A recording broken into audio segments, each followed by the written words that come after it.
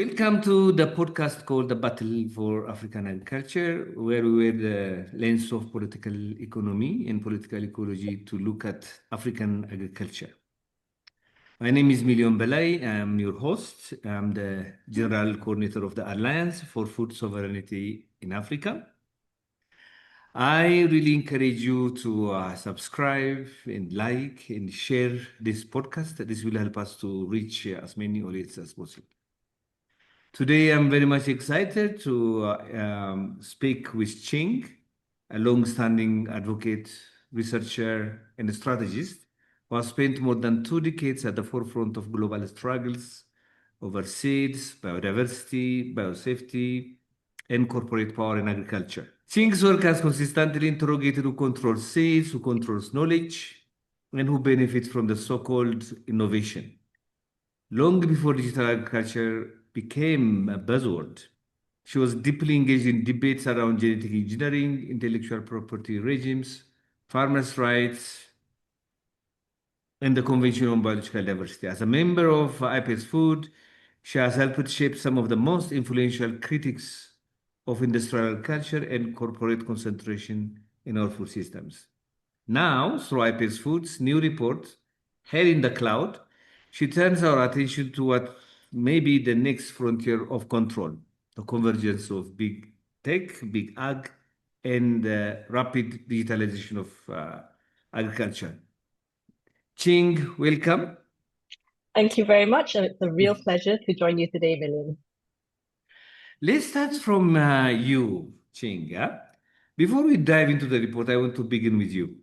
You began your journey working on biodiversity and biosafety, and long before AI, data platforms, and digital tools entered into agriculture. What first drew you into this struggle? Well, I started working with the Third World Network in, I think, 2002. So it's been more than 2 decades now that I've been in this, working on these issues. And when I started working on the Cartagena Protocol on biosafety. And this was when it had just been adopted and before it came into force. And of course, at that time, the developing countries and particularly the African group of negotiators played such an active role in this whole struggle. And of course, as you know, Dr. Timolde from Ethiopia was the leader of the like-minded group. And, the Cartagena Protocol, of course, is the only international treaty till today that specifically regulates GMOs.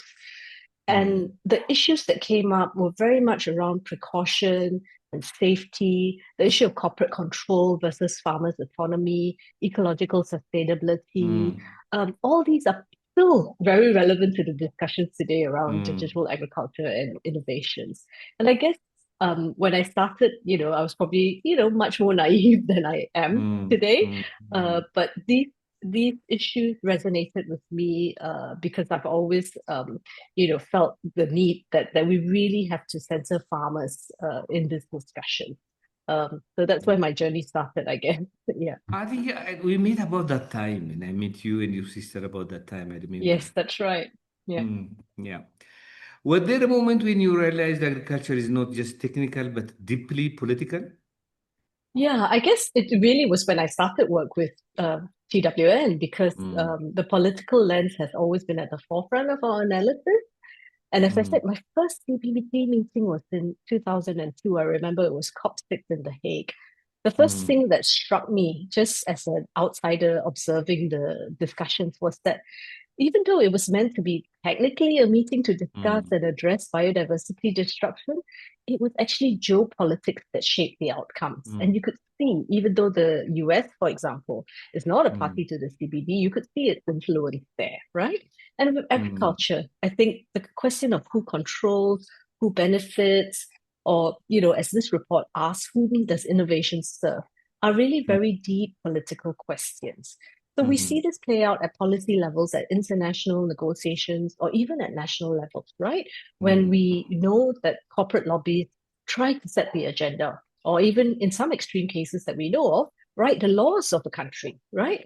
And this also happens at local level, where the politics play out and where actually small farmers then become marginalized, rendered voiceless, even though they're the ones who are producing our food.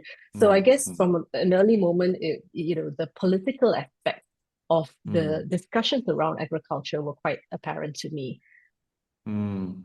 Ching, having witnessed the evolution of GMOs to gene editing and now to AI-driven farming, do you see digital agriculture as a continuation of the same Mm. corporate project, or are we entering into a new phase?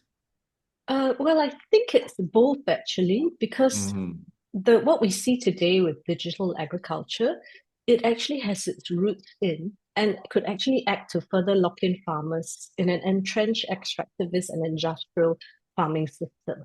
For example, mining data from farmers' knowledge and fields and mm, enriching big ag and now big tech, right? Corporations mm, jumping into the fray. But it's also new in the sense that the speed at which this is happening has really accelerated dramatically. And this to mm, me means that it just supercharges the inequality and in a way brings us into uncharted territory. mm. So I think there's a lot to be concerned about. And I think the report from IPES-Food, Head in the Cloud, is actually very timely. Mm. Let's talk about innovation and then about the Mhm. report. The report Yeah. makes a powerful claim. Innovation is not neutral. It reflects political choices and reproduces power. It's very powerful. In Africa, we are constantly told that innovation will save us. Huh? Mm. What does it mean to say innovation is political? Well, I think when we say innovation and also the innovation narratives are political, what Mm, we mean is that these don't exist in a sort of neutral objective space. They are mm, actually shaped by mm, specific actors, interests, and worldviews. And the agriculture innovations that are rolled out that we see today, particularly in the digital sphere, they are shaped by these factors, right? And mm, they tend to reproduce the paradigms in which they are developed. So if if the roots are in an extractive, corporate-driven system, then the innovations also do the same, and they tend to entrench this. So we need to assess whether they're extractive or inclusive, are they corporate-driven or farmer-led. So what counts as innovative, whose knowledge matters, which solutions are considered appropriate, who should benefit from agricultural innovations, mm, all these are actually political choices. So that's what we mean when we say innovation is political. mm. I think one very interesting part of the new report, Mm. and what's quite worrying and shocking, is this big tech and big ag alliance. One of the most striking aspects of the report, as I say, is how it documents alliances between big tech, Amazon, Microsoft, Google, and agribusiness Mm. like giants like Bayer and John Deere.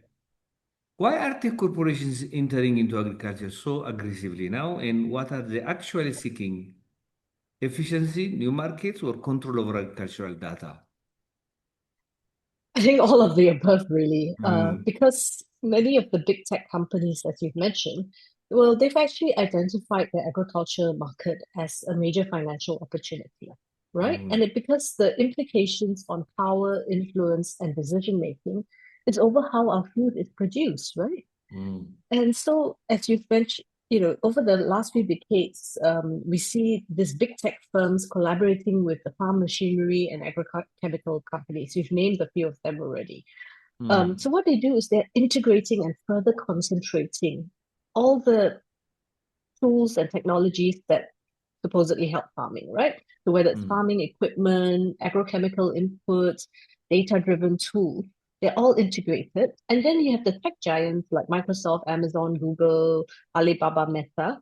They all use their big market share in cloud storage and AI tools to develop platforms and data processing software to store and analyze all this data, whether it's data from the farmer's field, it could be weather data.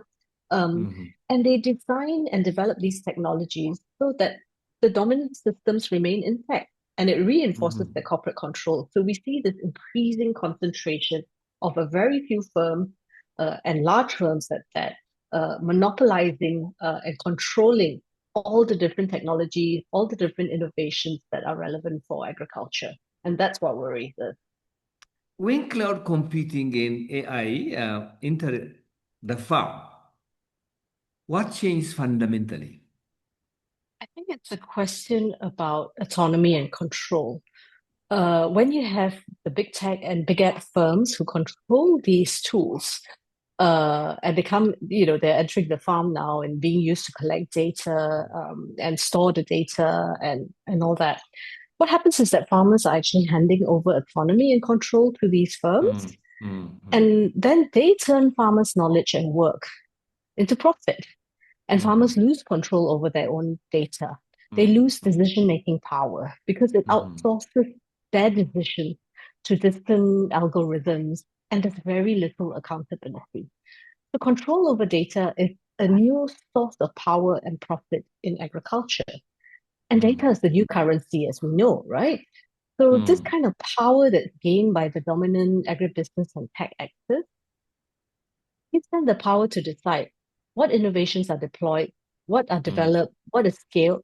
But then also on the flip side, it then marginalizes and stifles the one that don't align with their interest. So they mm. control the narrative, they control what happens and what gets developed, and then they keep rolling it out, right? And they, in a way, lock farmers into a certain kind of technology treadmill. Okay, let's talk about data extractivism and farmers' autonomy. The report speaks about data as a new frontier of accumulation. In Africa, we know extractivism, minerals, land, labor. Are we now seeing data extractivism in agriculture? Yes, I mean, this is happening, and the history of extractivism, as you've said Yeah. in your continent, right? So there's only a handful of companies and that provide the cloud platforms, the AI-driven decision tools. And these are all Mm, integrated into all parts of industrial agriculture. So mm, ranging from seeds to chemical inputs to machinery. And of course, they ultimately own the data, right?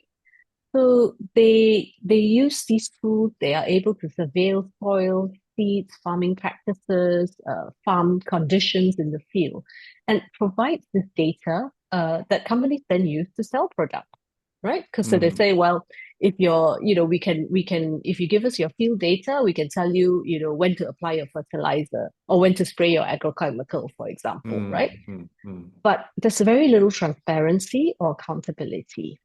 So really that's in a sense how the control is exerted because they mm. shape the kinds of technologies that are developed, they shape how food production decisions are made, and they would, if given the chance, determine what the future of farming looks like. Mm. So Who I think owns that's where we are. Yeah. who owns farm data now? I think it's the companies. If they Mm, provide the services and they, for example, for example, we know like John Deere, which provides farm machinery, right? For example, in North yeah. America, all the data that's collected, they don't actually they see the farmers as renting, that they control that data, and it goes back to them. And farmers can't even, for example, there are clauses that may prevent them from repairing or changing things, for example. They have to go by what the company dictates and all that. So I Mm. think there's a very insidious, control of that data, and then the decision making, that stems from that. Can farmers realistically negotiate with digital platforms, or can countries negotiate with digital platforms so on behalf of farmers? And what happens when algorithmic recommendations begin shaping planting, spraying, and harvesting decisions?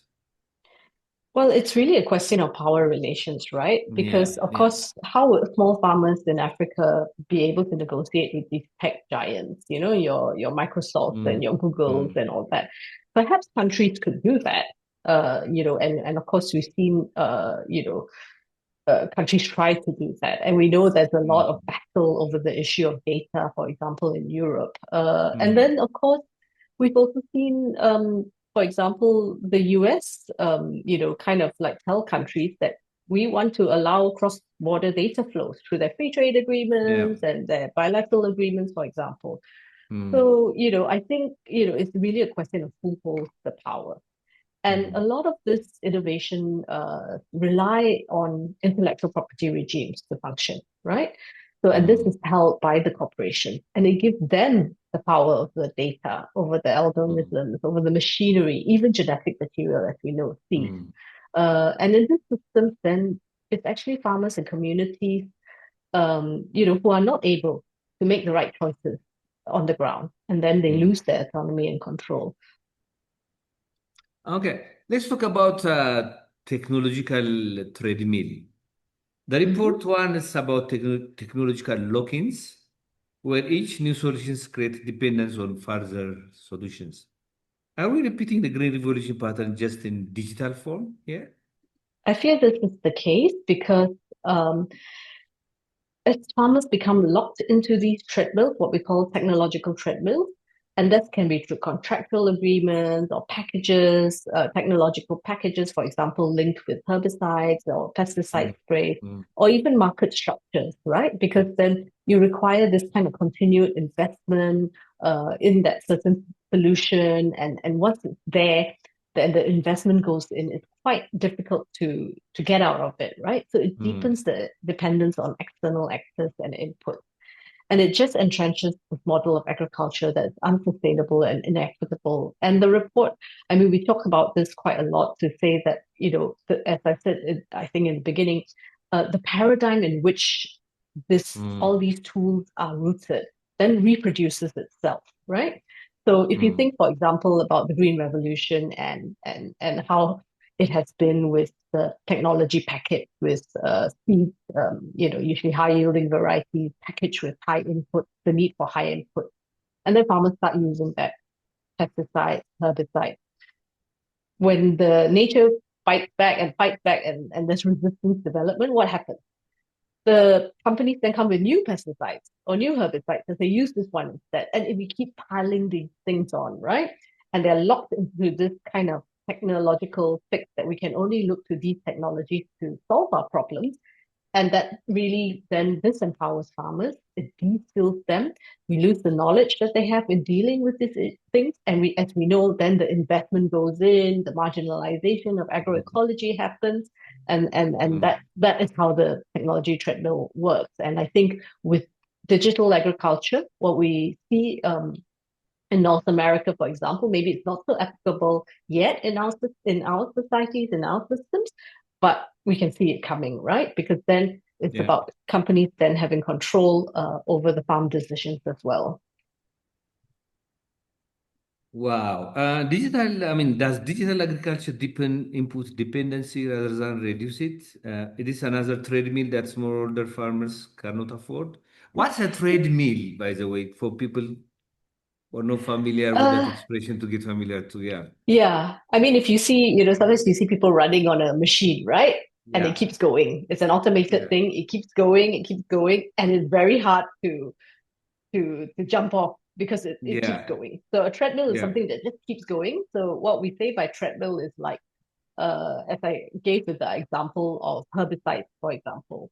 So Mm, when problems come, something else comes, another herbicide comes, and then you go into it, and then another mm, problem will arise because the weeds will develop resistance, as we know, yeah. and then another herbicide comes. So it's a continuous thing that doesn't stop, right? So all these Yeah. technologies are rolled out supposedly to provide solutions for agriculture, but what they do is they actually lock farmers in to a certain Mm, mode of production, and in this mm, case, mm, chemical intensive agriculture. mm, mm, mm. Exactly. Let's talk about SIDS, intellectual property rights, as an next frontier. Given your long engagement with seeds and biosafety, how does digital agriculture intersect with gene editing and intellectual property regimes? Well, I think the connecting thread is actually data, right? Gene editing is reliant on the ability to sequence and read genomes in an Mhm. organism so that they can target particular DNA sequences to modify them, to engineer them in a wide range of organisms. And over all of this, there are intellectual property rights, including mm, patents on gene-edited traits. And this would likely, of course, increase costs for farmers and exacerbate high feed prices. They, of course, mm, also, I mean, we see very much gene-edited organisms are genetically engineered organisms, right? So they come mm, with all the risks that we know of GM crops, for example, mm, risk to biodiversity or the environment, potential human health risks, and all mm, that. And also a threat to small farmers in developing countries. So there are mm, socioeconomic considerations as well. And this gene editing technologies, they're embedded in corporate seed systems. And it's the intellectual mm, property rights regimes that uphold them. And then this mm, come, of course, comes in conflict with seed sovereignty, with human rights, including farmers' rights, and a whole package of mm, instruments that are used to exact further control. And that all starts with the data. mm. Exactly. Are we witnessing a new layer of enclosure, not only over seeds, but over data linked to seeds? Could digital tools intensify enforcement of corporate seed rights? I definitely believe so because once farmers Mm, enter this kind of proprietary digital ecosystem, I mean, we've seen this, like for example, with GM crops, right? That patented, but now you have a wider range, including the digital ecosystem. Then it's very mhm, hard to leave, right? Because then mhm, you lose access to your own data, you lose access to your decision-making mm, power. So then what happens is that these as they become part of this treadmill, the innovations and the new technologies that are rolled out, it's not something farmers create, right? It's something to be sold to them because the companies profit from this. And we've seen legal frameworks around the world have extended intellectual property protections over plant varieties, for example, to the benefit of the big seed companies and the big plant breeders. And this actually mm, undermines farmers' rights over their seeds. It undermines seed sovereignty. It undermines farmers' seed systems. And we know that there's already a big debate, outside of agriculture around the use of digital tools for surveillance. And it's mm, not inconceivable that such tools can then be extended to enforce corporate seed rights. We already see enforcement of corporate seed rights that sometimes even criminalize farmers, right? Whether it's through mm, intellectual property laws or more commonly through seed laws that actually penalize farmers and basically use the public system to enforce mm. private rights. So whether or not digital tools and surveillance could, intensify this, I think this is a real danger that we need to be aware of. Hmm. Thanks a lot for that. Let's talk about the cloud. These Mm, days we store our data in the clouds, and the assumption is that it's up there in the cloud. There is no material presence. It's not mm, stored in somewhere. So the report also reminds us that the cloud is not immaterial. Yeah? It yeah. requires energy, water, and minerals. I heard, I think one time, Jim Thomas speaking about, if you take the city of Addis Ababa city, Mm, the amount of energy that is required for these data centers would be equal to the amount of energy used by the residents of Addis Ababa for a day. oh, Even the great. amounts of water that's required for these data centers. What are the ecological costs of scaling digital agriculture globally? Are these environmental burdens disproportionately falling on the global south? Yeah, I think this is a very important question. It also, of course, extends beyond digital agriculture, right? Because we are Yeah, using yeah, yeah. all the systems in our everyday lives Mm, nowadays, and you've mentioned, I mean, some very staggering figures that show us that the ecological footprint of these digital technologies are huge, right? mm, So mm, for example, like if we use remote sensing precision tools that help guide, pesticide spraying and try to make them more efficient, they mm, rely on continuous capture, storage, and processing of vast quantities of data. Now, all this mm, we know requires powerful infrastructure, computing capacity, high levels of mechanization to operate.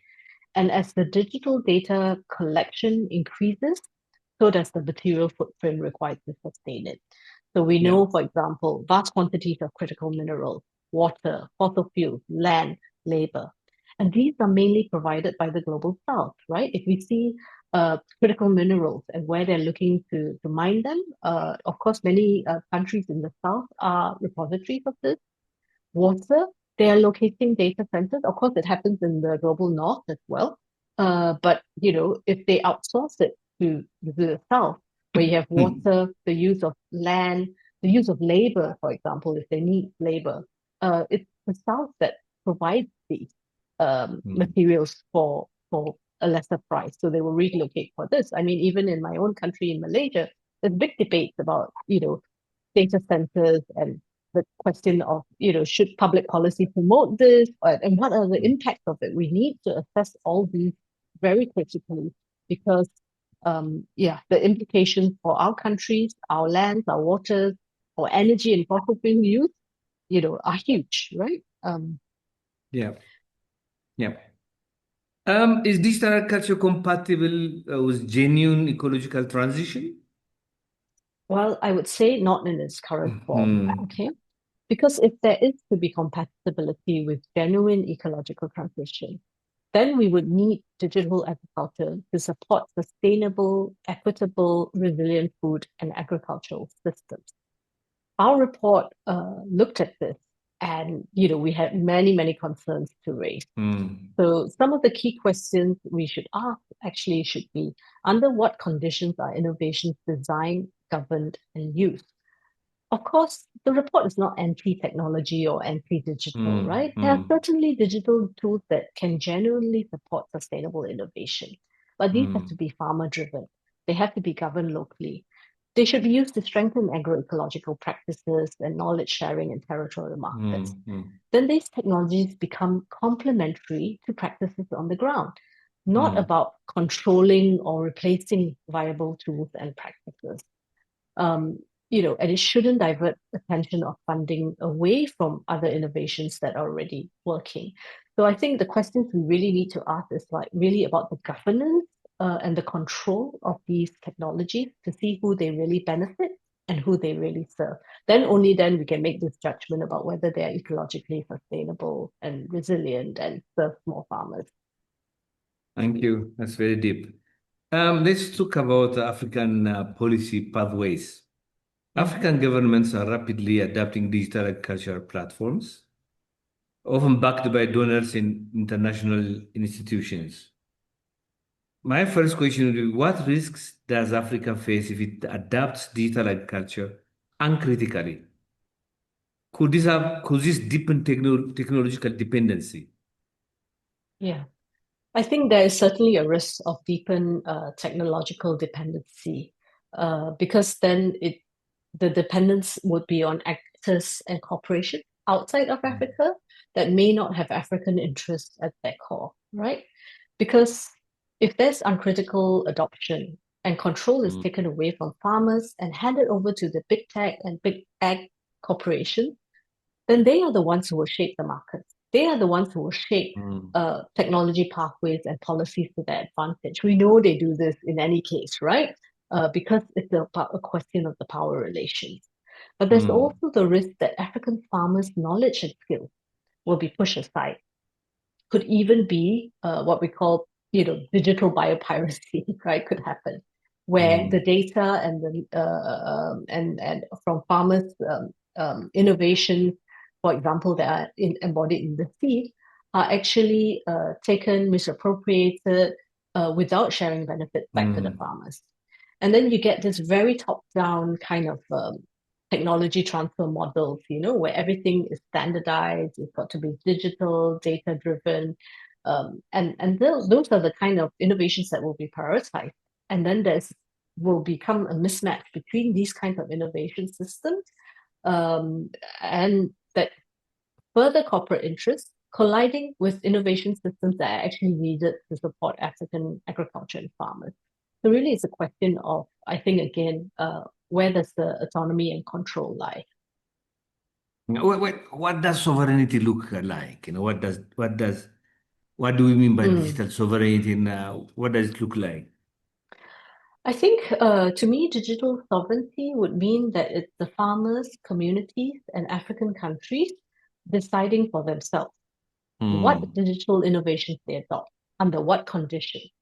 And of course, having to make sure that it is them in the driver's seat rather than the corporation, mm, and that mm, they should benefit. I mean, it's the farmers and communities who should benefit and should be served by these innovations.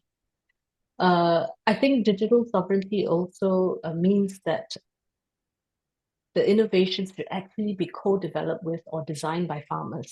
yeah, And it yeah. supports Mm, their practices, knowledge exchange and communication, right? Because of course mm, they're useful tools, right? You could use, I mean, we know of examples of mobile phone technologies, for examples, that help farmers exchange knowledge, exchange information about market prices, mm, exchange information about weather conditions, for example. These are useful tools, right? And of mm, course, you can use small maybe small robotics in the farm. I mean, for me at mm, the moment, maybe it's not yet rolled out in our country, but that we know of middle income developing countries that are starting to look at it. But the mm. important thing is they should be accessible and locally governed, and they shouldn't displace agroecological practices or knowledge, right? It should complement them and support them. Then we also need to think about rights, right? Rights of Mm, farmers, indigenous peoples, and local communities. And a digitally sovereign approach would actually support these rights. And this has to include the right to actually of these communities to recall or to refuse or to withdraw from the use of technologies that have mm, negative mm, impact on them. So I mm. think it's got to be a whole package if we're going to talk about being digitally sovereign. Thank you very much. Let's talk about reclaiming innovation. Mm. The report concludes by calling for reclaiming innovation for people and planet. What does people-centered innovation look like? Yeah, I How do think you I fund and scale farmer-led innovation as well? Yeah, I think I alluded to some of this in terms of Yeah, being yeah, co-designed mm, with farmers and protecting rights, right? yeah, So yeah, that would be much more people-centered, the mm, co-development, yeah, participation of farmers and local mm, communities, indigenous peoples on that. I think exactly. Yeah.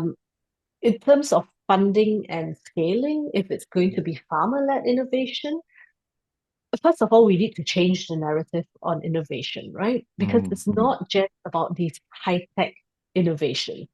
mm, We talk about innovations in the report as being ecological innovations as well, of being social innovations, right? And we need to recognize that this innovation from the ground up by farmers, indigenous peoples, and local communities are what needs to be supported.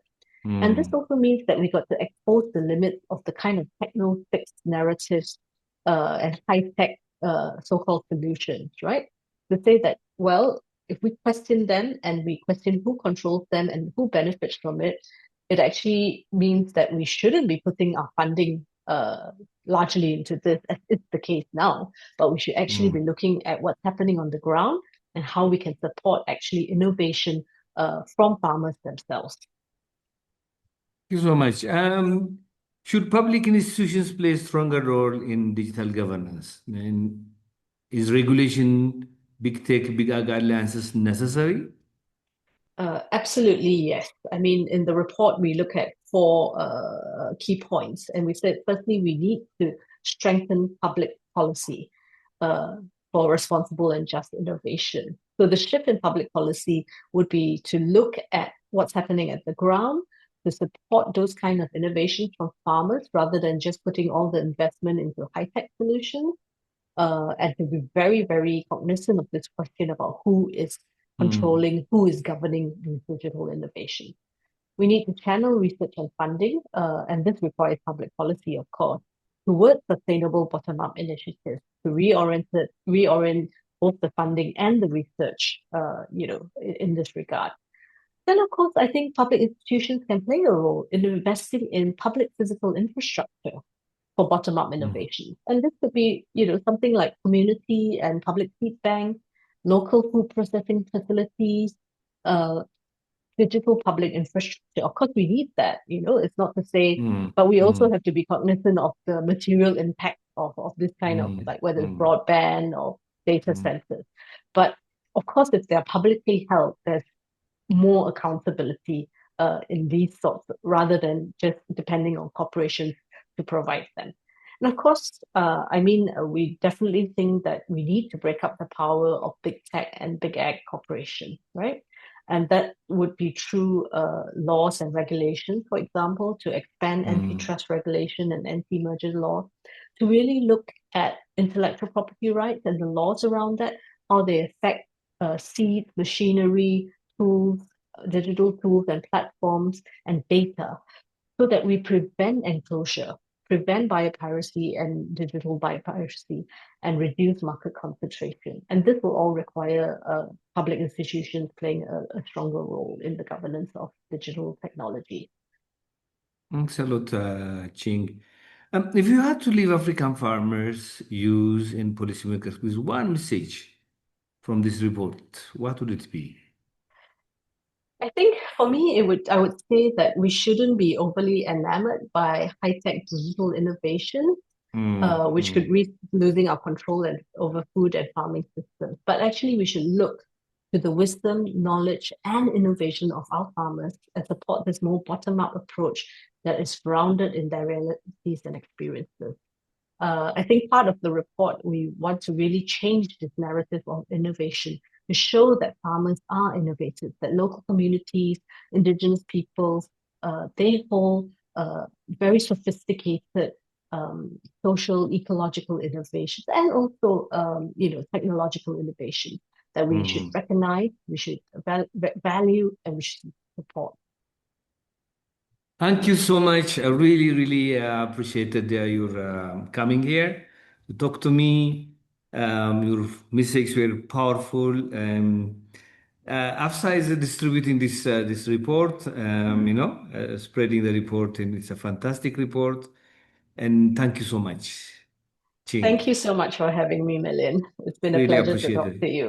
Okay. Cheers. Thank you. Thank you. Thank you.